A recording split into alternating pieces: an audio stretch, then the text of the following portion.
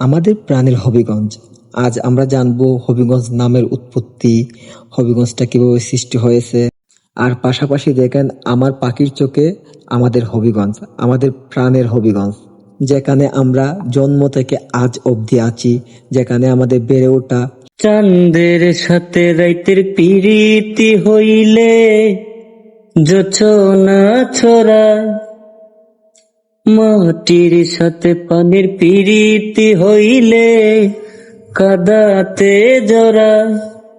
ও তোমার সাথে আমার পিরিত, এই খবর শুনিয়া সৃষ্টি হইল শূন্যের মাঝে সুন্দর একটা দুনিয়া।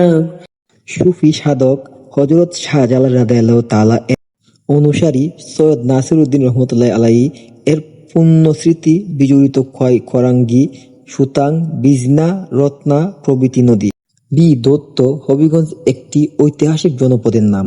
ঐতিহাসিক সুলতান শির হাবিলির প্রতিষ্ঠাতা সৈয়দ সুলতানের তস্তন সৈয়দ হেদায়েত উল্লাহর পুত্র সৈয়দ হবিবুল্লাহ খোয়াই নদীর তীরে একটি গঞ্জ বা বাজার প্রতিষ্ঠা করেন। তার নাম অনুসারে জায়গাটির নাম হয় হবিবগঞ্জ। কালক্রমে হবিবগঞ্জ থেকে তা হবিগঞ্জে পরিণত হয়। বিজড়িত এই জেলা খোয়াই, খরাঙ্গী, সুতাং, বিজনা, রত্না প্রভৃতি নদী।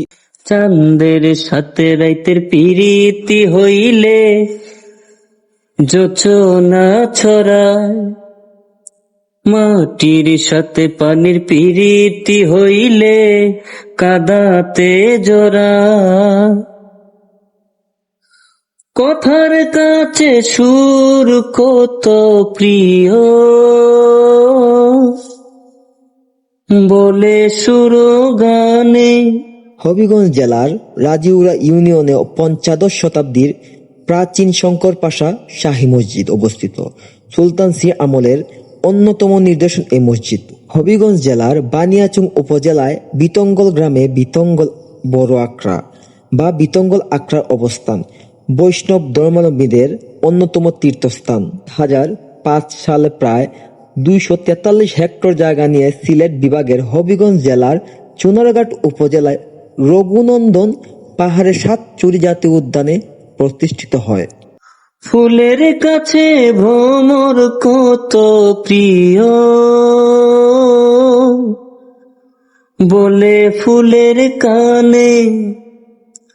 তুমি আমার প্রাণের চেয়ে প্রিয়, তুমি আমার প্রাণের চেয়ে প্রিয়, এই খবর শুনিয়া বাবুই পাখি উড়াল দিল ছোট্ট বাসা বুনিয়া। চাঁদের সাথে রাইতের পিরিতি হইলে জোছনা ছড়ায়।